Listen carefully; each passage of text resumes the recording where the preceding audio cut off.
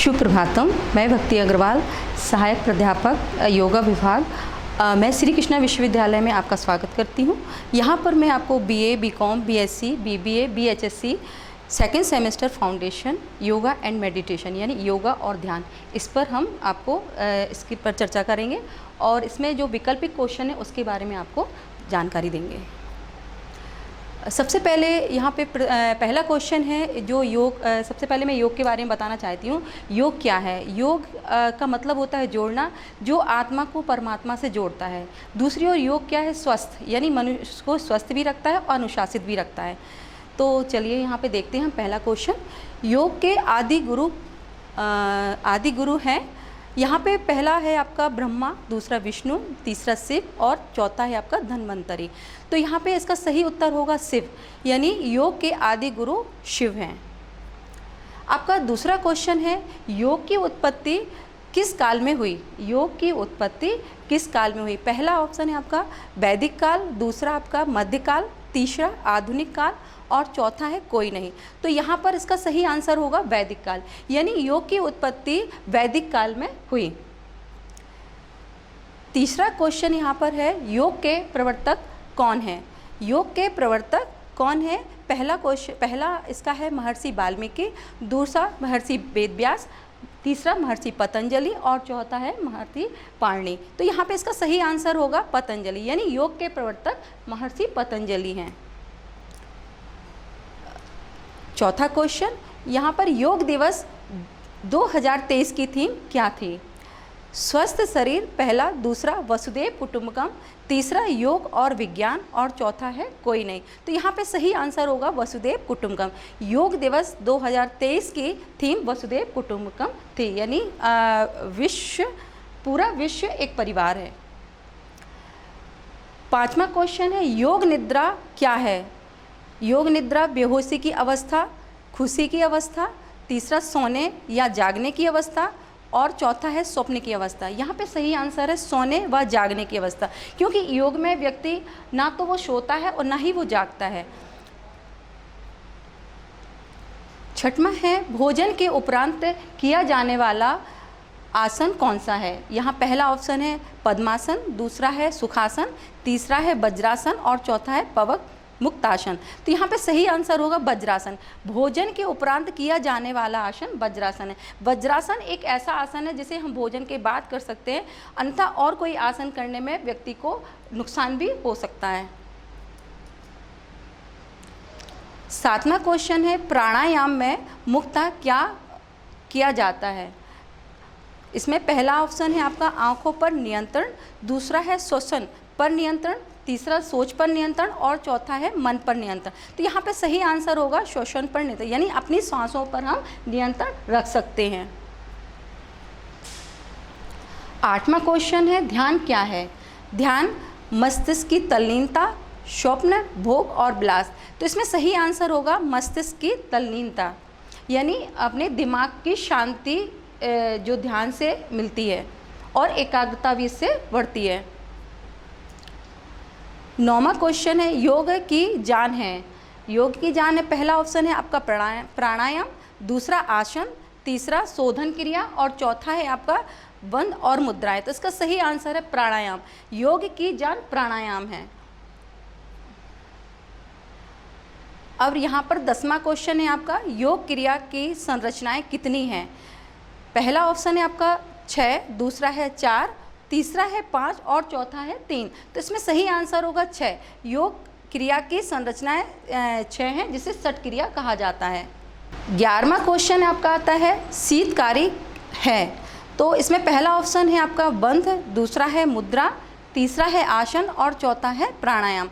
तो यहाँ पे शीतकारी है प्राणायाम। शीतकारी का मतलब होता है जो ठंडक, जो मस्तिष्क को, बॉडी को ठंडक पहुँचाए, वो शीतकारी है। तो यहाँ पे प्राणायाम सही आंसर है। 12वां क्वेश्चन है, कौन सा आसन संतुलन क्षमता को बढ़ाता है? तो यहाँ पे पहला है आपका वृक्षासन, दूसरा है चक्रासन, तीसरा है हलासन और चौथा है आपका वक्रासन। तो यहाँ पे सही आंसर होगा वृक्षासन। यहाँ पर 13वां क्वेश्चन देखते हैं, तप किसका अंग है? तो तप, पहला ऑप्शन है आपका यम, दूसरा नियम, तीसरा प्रत्याहारा और चौथा है आपका धारणा। तो यहाँ पे सही आंसर है आपका नियम। तो तप किसका अंग है? तप नियम का अंग है। चौथा, ओम शब्द का निर्माण कितने शब्दों से हुआ है?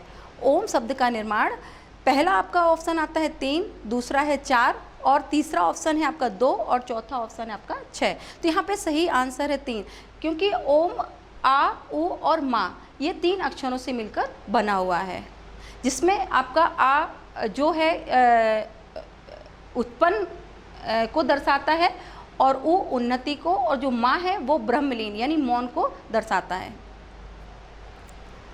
15वां अंश क्वेश्चन है आपका योगेश चित्तस्य वृत्ति निरोधा, यह परिभाषा किसने दी?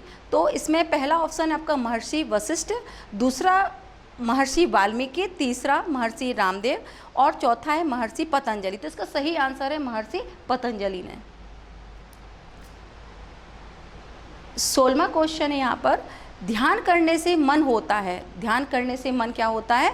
शांत होता है, एकाग्र होता है, पावरफुल और यह सभी। तो इसमें इसका सही आंसर है यह सभी, क्योंकि योग मेडिटेशन यानी ध्यान करने से मन शांत भी होता है, एकाग्र होता है और साथ में पावरफुल भी होता है। 17वां क्वेश्चन है आपका, किसी विशेष वस्तु को एकटक देखना कहलाता है। इसमें आपका पहला ऑप्शन है त्राटक, दूसरा है दोटक, तीसरा है घूरना और चौथा है निहारना। तो इसका सही आंसर होगा त्राटक। त्राटक क्रिया है, किसी विशेष वस्तु को एकटक देखना त्राटक क्रिया कहलाता है। 18वां क्वेश्चन यहाँ पर आता है, यहाँ पर है ये, सामान्य रक्तचाप को बनाए रखने में कौन सा आसन सहायक होता है? सामान्य रक्तचाप यानी ब्लड प्रेशर। तो इसमें ऑप्शन आपका पहला आता है श्वासन, दूसरा है आपका पद्मासन, तीसरा है शिलासन और चौथा है आपका शलभासन। तो इसका सही आंसर है शवासन। शवासन यानी जो ब्लड प्रेशर है हमारे उसको सामान्य रखता है, क्योंकि शवासन में व्यक्ति का पूरा शरीर क्या होता है, एकदम शिथिल अवस्था में शांत रूप से वो उसको रिलैक्स देता है। निम्न में से कौन सा अष्टांग योग नहीं है? तो इसमें सबसे पहला ऑप्शन है यम, दूसरा है नियम, तीसरा है प्रत्याहारा और चौथा है धौती। तो इसमें धौती जो है वो अष्टांग योग नहीं है, क्योंकि अष्टांग योग में यम, नियम, प्राणायाम, आसन, प्रत्याहार, धारणा, ध्यान और समाधि ये 8 अंग होते हैं। 20वां क्वेश्चन है यहाँ पर, ये है योग की नगरी कहा जाता है। योग की नगरी हरिद्वार, दूसरा है आपका ऋषिकेश, तीसरा है प्रयागराज और चौथा है मथुरा। तो योग की नगरी ऋषिकेश को कहा जाता है। यहाँ पर 21वां क्वेश्चन आता है, योग का अर्थ है। योग का अर्थ है जोड़ना, घटाना, मुड़ना और स्थिर रखना। तो योग का मतलब होता है जोड़ना, यानी मैंने पहले भी बताया आपको कि योग का मतलब होता है आत्मा को परमात्मा से जोड़ना। कपालभाति से मजबूत होता है। कपालभाति से पहला ऑप्शन है आपका हृदय है, दूसरा है फेफड़े, तीसरा है दिमाग और चौथा है यह सभी। तो इसमें चौथा ऑप्शन जो है वो सही होगा, क्योंकि कपालभाति से सभी चीज़ें मजबूत होती, हृदय भी मजबूत होता है, फेफड़े भी मजबूत होते हैं और दिमाग भी हमारा स्वस्थ रहता है। 23वां क्वेश्चन है, योग की उत्पत्ति किस धातु से हुई है?